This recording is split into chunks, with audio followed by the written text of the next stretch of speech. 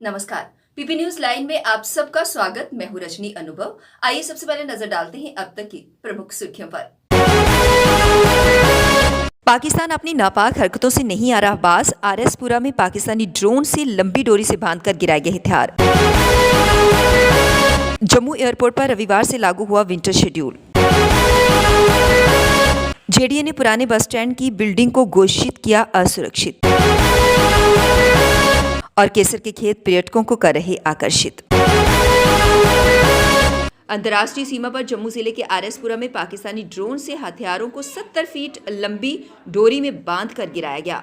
Police ने इस डोरी को सांबा की बड़ी ब्राह्मणा में आतंकियों के मददगार चंद्र बोस के कमरे से मंगलवार को बरामद किया। इसी डोरी का इस्तेमाल ड्रोन द्वारा फेंके गए हथियारों को बांधने में किया जाता है। इसी बीच सोमवार की रात को पुलिस ने एक और व्यक्ति को हिरासत में लिया। वह आरएसपुरा का ही रहने वाला है और लंबे समय से सीमा पार से नशीले पदार्थों की तस्करी में संलिप्त है। उससे भी पूछताछ हो रही है। अलबत्ता पुलिस इस व्यक्ति का पाकिस्तानी ड्रोन से गिराए हथियारों से कोई लेना देना नहीं बता रही। यह भी बताया जाता है कि ड्रोन से हथियारों के साथ नशीले पदार्थों की खेप भी गिराई गई थी।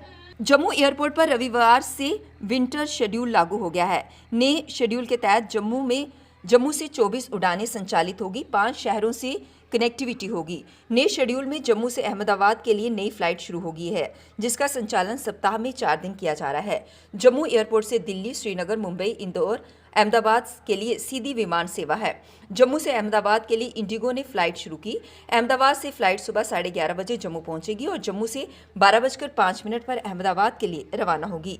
ये फ्लाइट सप्ताह में 4 दिन मंगलवार, वीरवार, शनिवार और रविवार को संचालित होगी। इसके साथ इंदौर के लिए सीधी उड़ान है। फ्लाइट 11:55 पर जम्मू आएगी और 12:35 वापस जाएगी। इसके साथ ही इंडिगो मुंबई, जम्मू, श्रीनगर के लिए फ्लाइट शुरू करेगी। जम्मू डेवलपमेंट अथॉरिटी की तरफ से एक बड़ी घोषणा कर दी गई है और ये घोषणा ये है कि पुराने बस स्टैंड पर जो बिल्डिंग है उसे असुरक्षित घोषित कर दिया गया है और इस बात को लेकर वहाँ के जो दुकानदार हैं उनमें काफ़ी रोष देखने को मिला। लगाने का और कुछ भी नहीं है बिल्डिंग में। अगर आप 1-1.5 लाख की पाइपें नहीं लगा सकते तो 300 करोड़ का प्रोजेक्ट कैसे कर लोगे? बात तो सारी ये है ना। लेकिन आपने दरारें पड़ती हैं, अगर पीपल के अगर पेड़ उग जाएंगे दीवारों पे तो दरारें तो पूरी बिल्डिंग में पड़ेंगी। अगर आप पेड़ को स्टार्टिंग में ही कटवा दो तो क्यों दरारें पड़ेंगी? तो हाँ, रिपेयरिंग तो हर चीज़ को चाहिए जी। हम अपना घर बनाते हैं तो 1 साल बाद तो उसको भी बंदा पेंट कराता है। ये तो कमर्शियल बिल्डिंग है, इस पर तो पेंट कराना ज़रूरी है ना। पेंट कराते हैं तो साथ साथ बाकी भी सफाई होती है। सफाई होगी नहीं तो खस्ता हालत होगी आने वाले टाइम पे।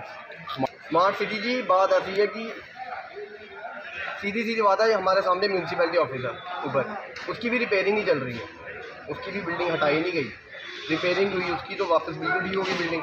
वैसे ही अगर थोड़ा बहुत खर्चा इसी पे कर देते वो भी, अगर थोड़ा सा रिपेयरिंग इसको कर देते तो ना दुकानदार सज्जन होता है यहाँ पे, ना उसको डर पड़ता कि वो कहीं जाए।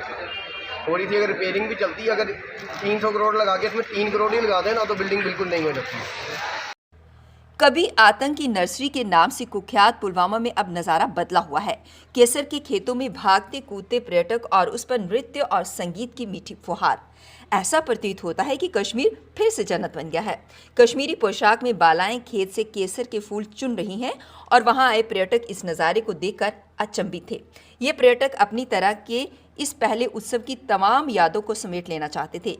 ये पहली बार है कि पुलवामा के पामपोर के केसर के खेतों में पर्यटन उत्सव का आयोजन किया गया। लक्ष्य है कि पर्यटकों को असली कश्मीर दिखाया जा सके और केसर आधारित अर्थव्यवस्था को मजबूत बनाया जा सके।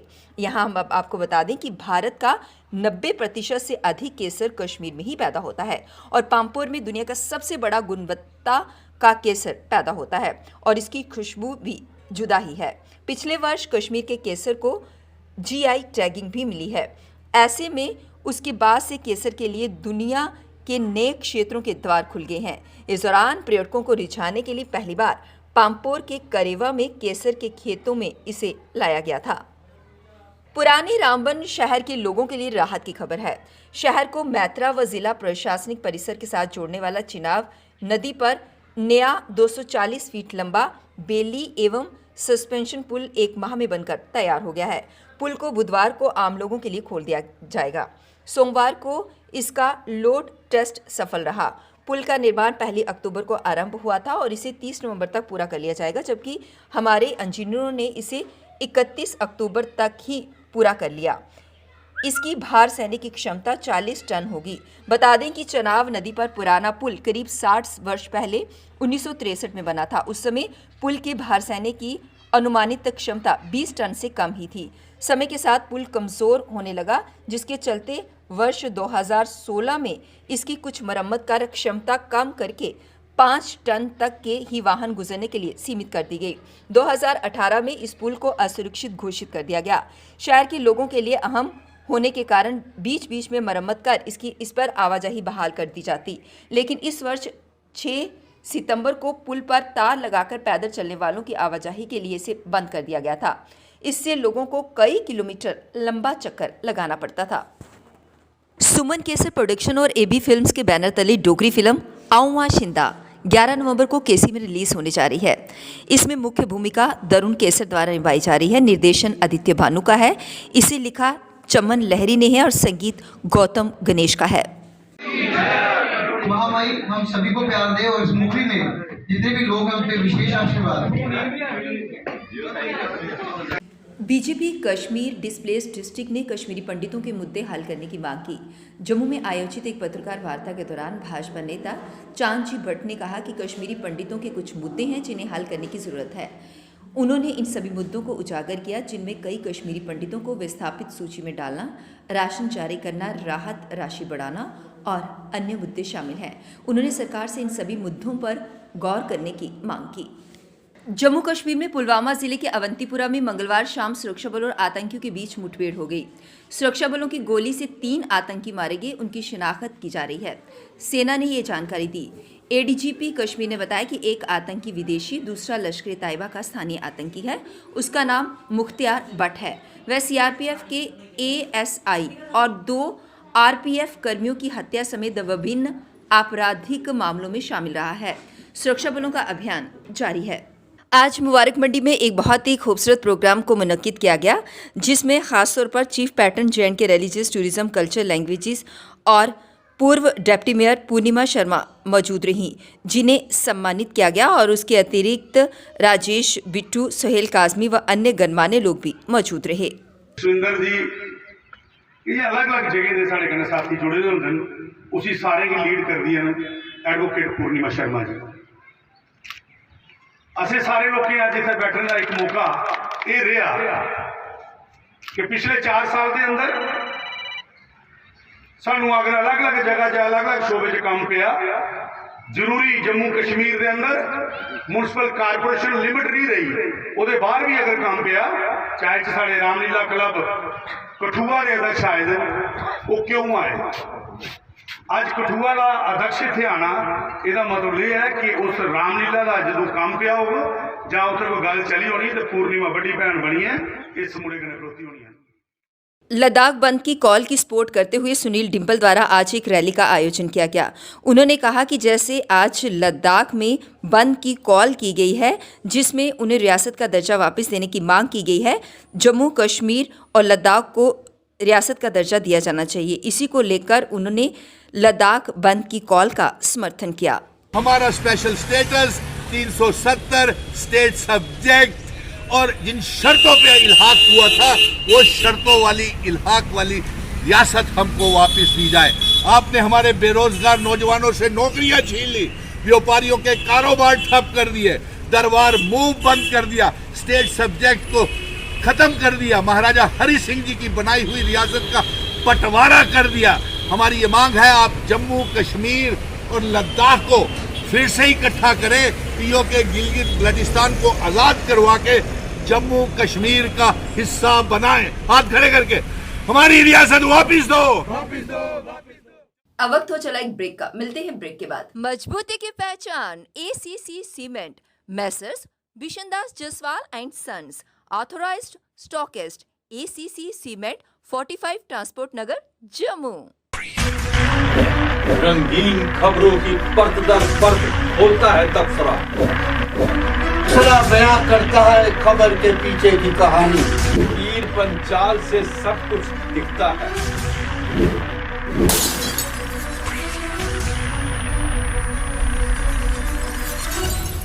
ब्रेक के बाद बढ़ते हैं अगली खबर की तरफ। जम्मू कश्मीर में मंगलवार को बदली मौसम के बीच कई हिस्सों में बारिश और बर्फबारी हुई। घाटी के पर्वतीय क्षेत्रों में सफेद चादर बिछने से सर्दी ने जोर पकड़ा है। जम्मू संभाग के भी कई इलाकों में हल्की बारिश से तापमान में गिरावट आई। हल्की बारिश के साथ श्री माता वैष्णो देवी के भवन में ठंड बढ़ गई है। बर्फबारी से फिसलन के कारण श्रीनगर लेह राष्ट्रीय राजमार्ग पर यातायात को एहतियात के तौर पर बंद कर दिया गया है।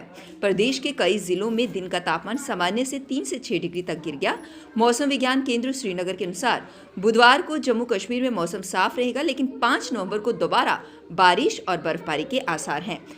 इसका कश्मीर में 4 नवंबर से ही असर दिखेगा। एप्पल टाउन यानी सेब की नगरी के नाम से मशहूर कश्मीर के सोपुर में पिछले कुछ दिनों से जारी हलचल व गहमागहमी अब कम हो गई है, क्योंकि क्षेत्र के अधिकांश सेब उत्पादक पेड़ों से सेब उतार चुके हैं। लेकिन क्षेत्र के बारपोरा गांव के 63 वर्षीय बशीर अहमद वार के बाग में अभी भी खूब रौनक है। दूर से ही बाग में सेब की जगह कीवी के फल की खुशबू लोगों को अपनी तरफ खींच रही है। जी हाँ, कीवी। बशीर अहमद वार ने 3 वर्ष पहले अपने 5 कनाल में फैले बाग में सेब के पेड़ काटकर कीवी के पेड़ लगाए थे। 2 वर्ष असफल रहने के बावजूद उन्होंने हार नहीं मानी और इस बार उन्हें कामयाबी मिली। बशीर के बाग में 25 से 30 टन कीवी बाजार में उतरने के लिए तैयार है। राजौरी के बाबा गुलाम शाह बड़शाह विश्वविद्यालय के छात्रों और राजौरी कस्बे के आसपास के क्षेत्रों के ग्रामीणों ने मंगलवार को राजौरी शहर से विश्वविद्यालय परिसर के बीच सड़क के लिए प्रशासनिक स्वीकृति में देरी के लिए विरोध प्रदर्शन किया। पुलिस ने प्रदर्शनकारियों को पर हल्के बल का प्रयोग करने के साथ ही धरना स्थल से उन्हें हटा दिया। प्रदर्शनकारी BGSBB के छात्रों और धनौर, चौधरी नाड़ व आसपास के गांव के ग्रामीण सरपंच धनौर आफ्ताब अहमद के साथ विरोध का नेतृत्व कर रहे थे। प्रदर्शनकारियों ने राजौरी शहर के BGSBB की ओर जाने वाली मुख्य मार्ग को जाम कर दिया और साथ ही खियोरा चौक तक वाहनों का आवाजावन को बाधित किया। उन्होंने कहा कि राजौरी शहर से BGSBB की ओर जाने वाली मुख्य सड़क सबसे ज्यादा खराब स्थिति में है और जम्मू कश्मीर सरकार की ओर से लंबित प्रशासनिक स्वीकृति के अभाव में वर्षों से सड़क उन्नयन का काम जो है बंद पड़ा हुआ है। जम्मू कश्मीर सरकार प्रशासनिक स्वीकृति ना देकर लोगों के जीवन से खेल रही है और सड़क की जर्जर हालत के कारण सड़क पर आवाजाही करने वाले छात्रों, ग्रामीणों को काफी नुकसान होता है। पीपी न्यूज लाइन के आज के इस अंक में बस इतना ही। मुझे और मेरी पूरी टीम को दीजिए इजाजत और आप देखते रहिए पीपी न्यूज लाइन। नमस्कार। जम्मू में आई टेस्टिंग की साइंटिफिक और मॉडर्न टेक्नोलॉजी के लिए हमेशा याद रखें जेम ऑप्टिशियंस, जहां पर रखा जाता है आपकी हर जरूरत का ख्याल। Gem opticians with the facility of eye exercise, A scan, biometry, pachymetry और ऑटोमेटेड फील्ड एनालाइजर। और हाँ, हमारे यहाँ बढ़िया क्वालिटी के ब्रांडेड स्पेक्टिकल्स, सनग्लासेस और कॉन्टेक्ट लेंसेज मिलते हैं। आपका भरोसेमंद एक ही नाम, Gem opticians, Gandhinagar. Gem opticians, Nai Basti. Gem opticians, Amphalla. Gem opticians, Trikuta नगर।